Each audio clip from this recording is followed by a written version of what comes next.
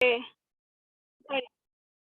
el tema de ayer y la importancia de comprender como los mecanismos fisiopatológicos del calor y el frío, pues es que básicamente estos mecanismos fisiopatológicos pues están involucrados en muchas pues reacciones de lo que es pues vasodilatación, vasocontracción,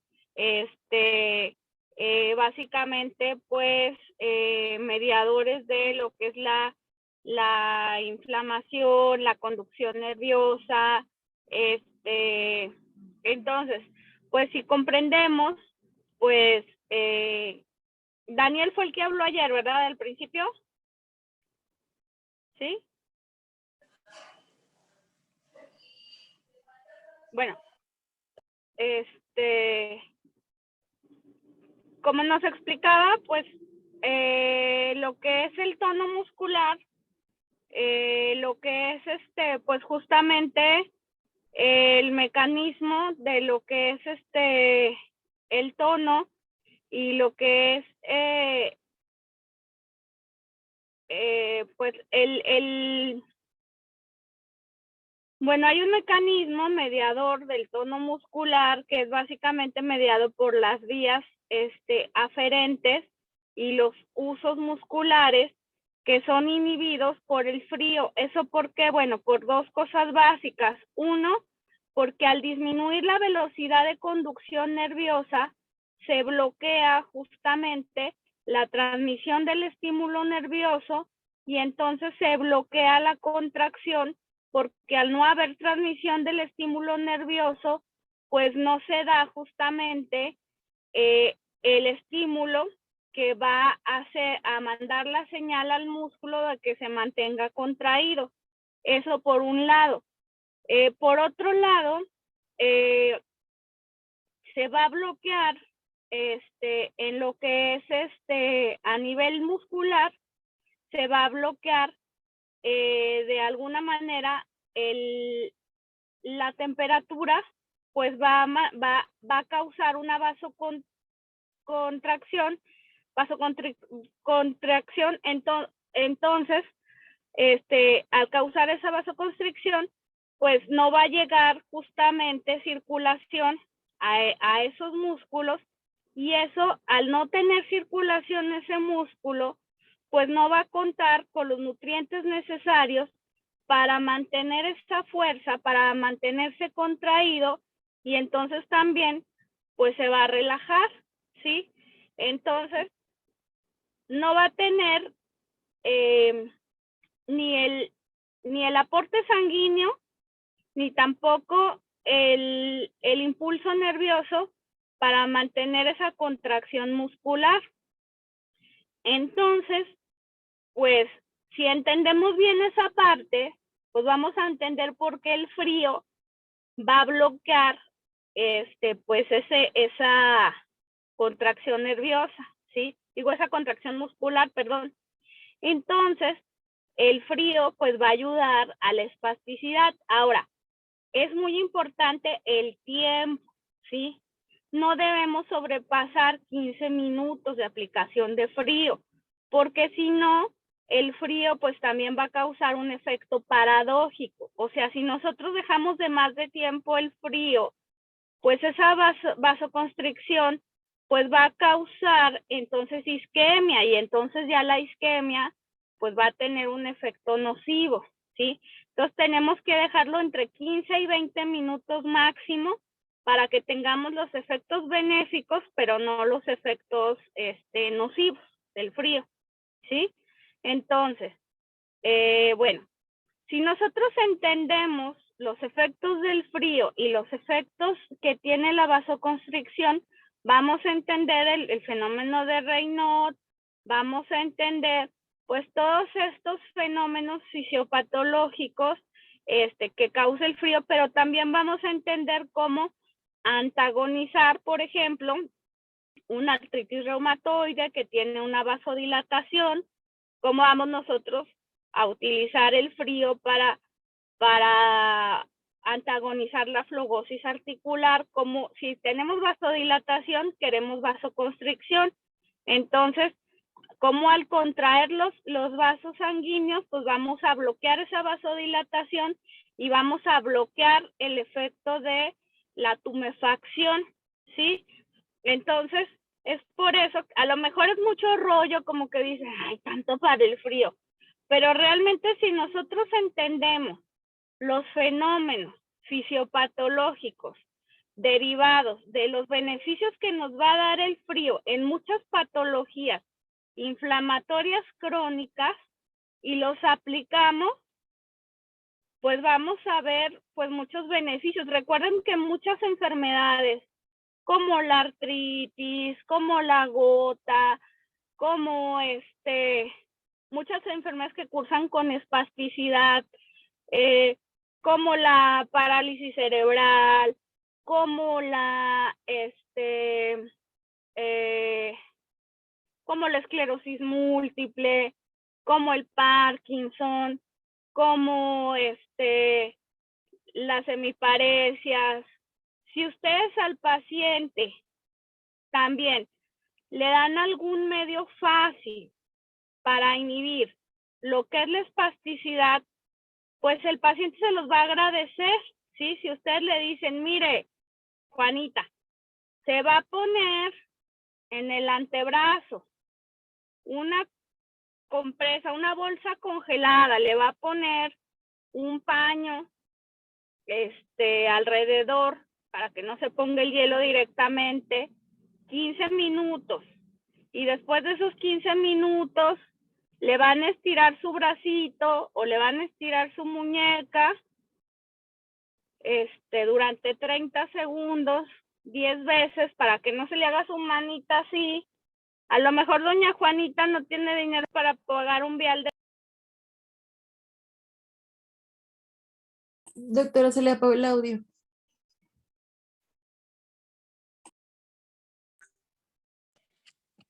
Doctora, no se escucha.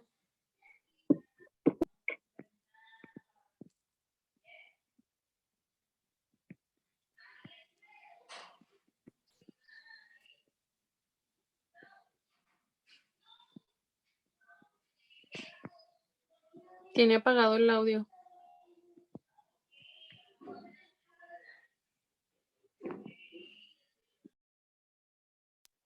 Ay, ay.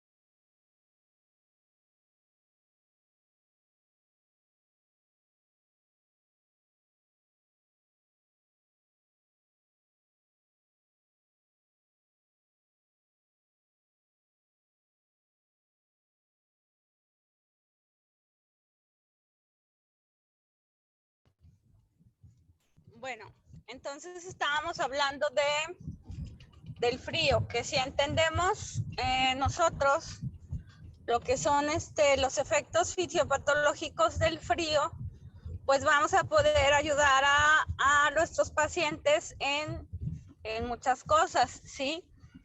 No debemos minimizar los efectos del frío, que por ejemplo, en un partido del Santos, vamos, que pues son partidos que pues se invierten millones y millones y millones. Cuando un jugador se lesiona, lo primero que hacen es sacar el spray frío, que no es básicamente, no supera a lo que es una bolsa de hielo, ¿sí? Entonces, tan es así que el frío funciona que pues lo que se hace inmediatamente es echarle frío a la rodilla, a la pierna del jugador. ¿Para qué? Pues para causar la vasoconstricción, ¿sí? Entonces, pues bueno, si ustedes utilizan el frío, por ejemplo, en pacientes espásticos, hablamos, por ejemplo, a lo mejor en el servicio social, algún paciente con espasticidad, algún paciente con una hemiparesia que de momento no tenga acceso a al vial de toxina botulínica, que siempre tenemos que buscarle opciones, porque siempre hay maneras de que se le pueda aplicar en alguna institución o algo. Pero bueno, si de momento no tiene acceso, pues a lo mejor doña Juanita no tiene acceso al vial de toxina, pero pues ustedes le van a decir, mire, doña Juanita, se va a aplicar, va a poner una bolsa en su refrigerador, la va a aplanar, le va a poner agua, la va a congelar y luego le va a poner un paño, se la va a poner en su antebrazo, en su brazo, y le va a poner un paño, se la va a poner durante 15 minutos y luego se va a hacer estiramientos y eso va a ayudar a que su bracito pues no se le haga, a que su mano no se le empuñe y a que su brazo no se le quede flexionado. Entonces, de momento, pues ustedes están ayudando a inhibir el patrón flexor a una paciente que no puede costear una ámpula de 4,000 pesos de toxina botulínica. O a un niño, por ejemplo, pues que se le están haciendo sus pies en equina. También le van a decir a su mamá que le ponga en sus chamorritos, pues frío, y le van a decir que son 15 minutos.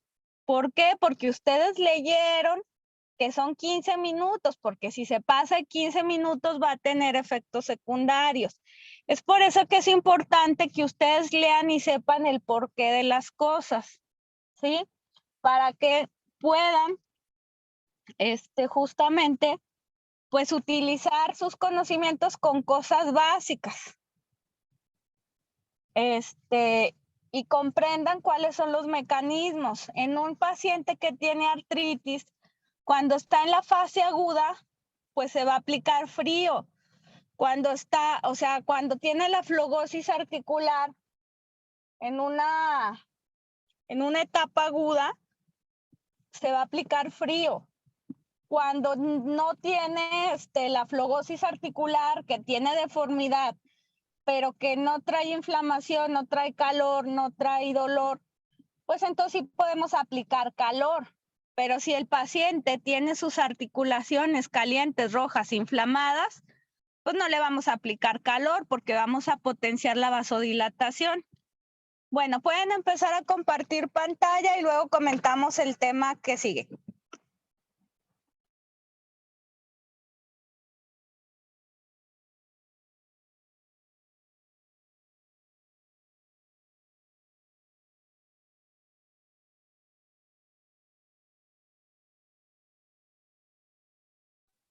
Bueno, pues vamos a continuar con los efectos adversos de la termoterapia. El calentamiento excesivo puede causar desnaturalización de las proteínas y muerte celular. Estos efectos se pueden producir cuando el calor se aplica durante demasiado tiempo, cuando el agente de calentamiento está demasiado caliente o el paciente no presenta el grado apropiado de vasodilatación en respuesta al aumento de la temperatura de los tejidos. Durante la aplicación del calor se debe evitar la muerte celular, como las proteínas empiezan a desnaturalizarse a 45 grados, y la muerte celular se produce cuando se mantienen las células a 43 grados durante 60 minutos. Se debe mantener la duración y la temperatura del tejido por debajo de estos valores.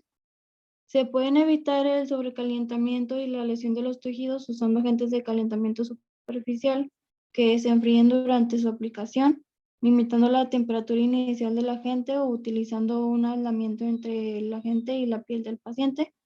No se deben de aplicar cuando están contraindicados y una quemadura reciente pues va a presentar un color rojo y puede haber ampollas.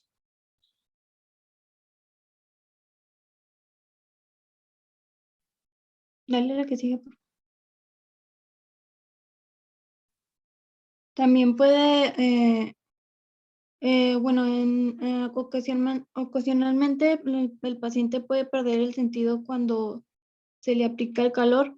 El desmayo es una pérdida repentina transitoria de la conciencia, generalmente es resultado de un flujo inadecuado de sangre y en la mayoría de los casos está causado por una vasodilatación periférica y un descenso de la presión arterial, generalmente asociado con un descenso de la frecuencia cardíaca.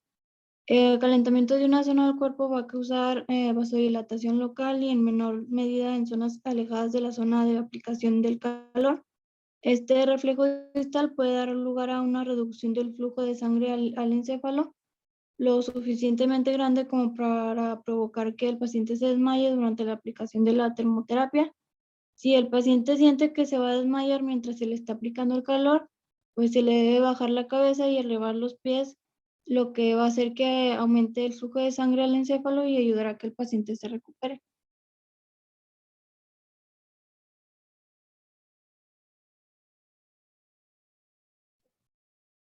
Bueno, en la vasodilatación y el aumento de flujo de sangre causado por el aumento de temperatura del tejido pueden causar o agravar una hemorragia en zonas con traumatismo agudo o en pacientes con hemofilia. La vasodilatación puede causar también la reapertura de alguna lesión vascular reciente.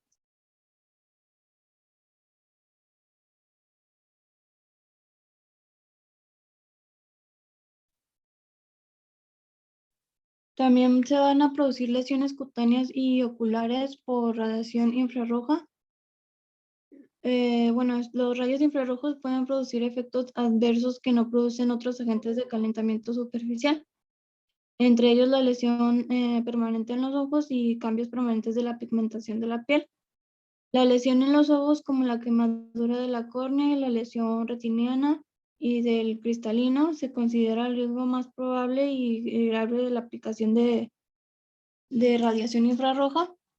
Y la exposición prolongada a los rayos puede causar también hiperplasia epidérmica.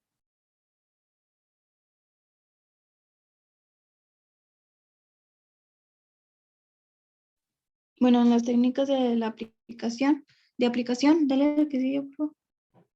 La termoterapia general.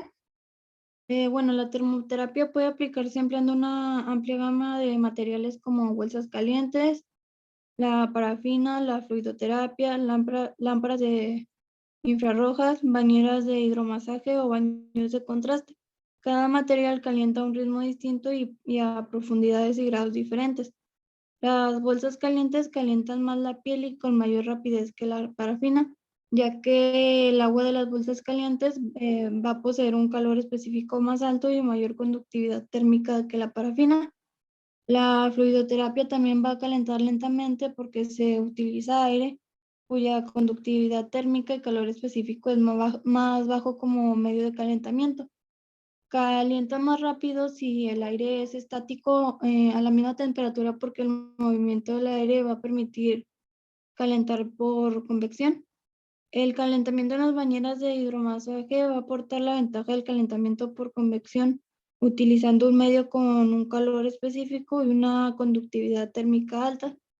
Durante la aplicación de termoterapia por cualquier medio, el paciente va a experimentar una sensación de calor agradable y pues se le va a retirar el agente de calentamiento en caso de que perciba molestias o que sienta que se quema.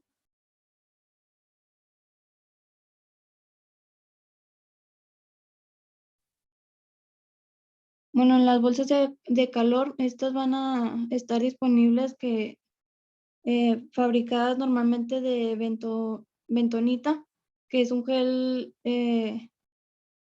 hidrofílico cubierto con un tejido de lona.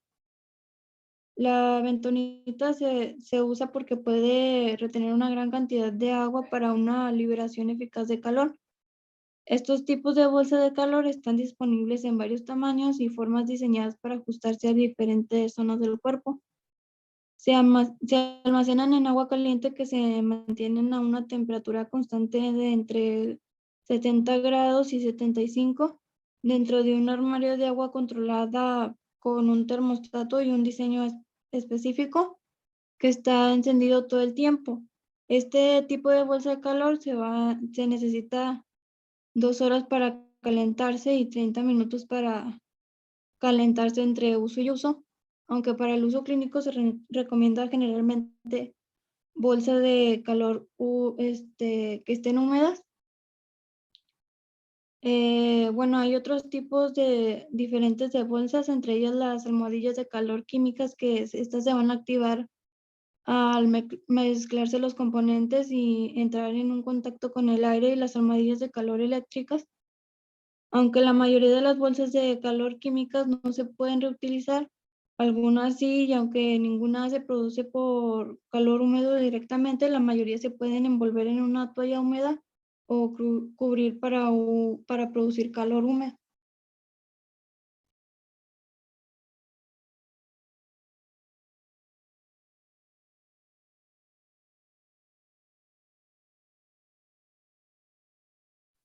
La parafina templada y fundida se puede utilizar para la termoterapia. Para esta aplicación, la parafina se va a mezclar con aceite mineral para reducir la temperatura de fundición de la parafina de 50 grados centígrados a un valor entre 45 y 50. La parafina se puede aplicar de forma segura directamente sobre la piel a esta temperatura debido a que su calor específico y su conductividad son bajos. Para minimizar la pérdida de calor se debe utilizar guantes para las manos o los pies. Para esta aplicación se va a calentar y se va a almacenar la parafina en un contenedor controlado por un termostato que generalmente calienta la parafina hasta 52-57 grados. Estos contenedores están disponibles en tamaños pequeños, portátiles para su uso en casa o en la clínica, y se deben de seguir las instrucciones de uso y las recomendaciones de seguridad. Se utilizan normalmente para calentar las zonas distales de las extremidades, porque puede mantener un buen contacto con estas zonas irregulares, y la parafina también puede aplicarse también a zonas más proximales como los codos y las rodillas o incluso en la zona lumbar.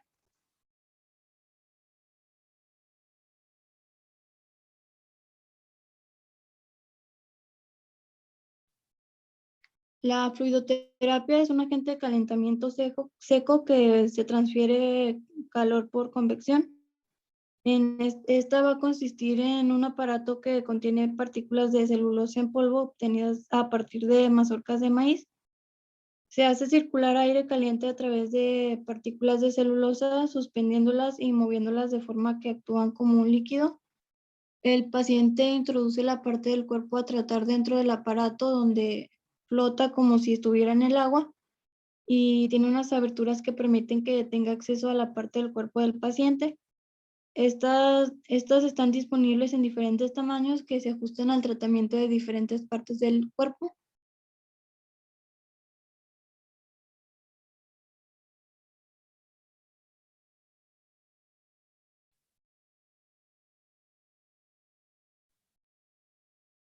Las lámparas de infrarrojos emiten radiación electromagnética dentro del rango de frecuencia que genera calor al ser absorbida por la materia.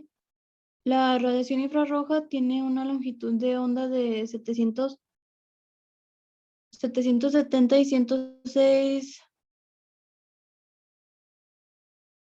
bueno, situándose entre la luz visible y las microondas en el espectro electromagnético, y es emitida por muchas fuentes que emiten luz visible o radiación UV, como el sol. Las fuentes de infrarrojo utilizadas incluyen la luz solar, las lámparas de infrarrojo, los diodos emisores de luz infrarroja, los diodos supraluminosos y los láseres de baja intensidad. Las lámparas de infrarrojo disponibles actualmente para uso clínico emiten todas infrarrojo alfa, que aumenta de la temperatura tisular producido por la radiación infrarroja.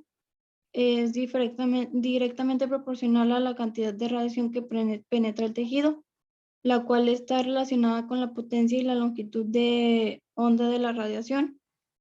La distancia desde la fuente de radiación al tejido, el ángulo de incidencia de la radiación sobre el tejido y el coeficiente de absorción del tejido.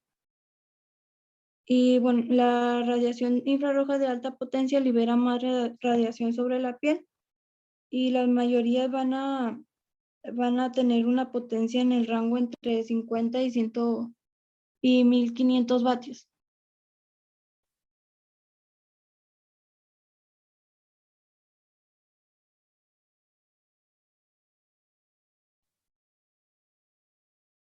En los baños de contraste se van a aplicar sumergiendo alternativamente una zona, generalmente una parte distal de la extremidad,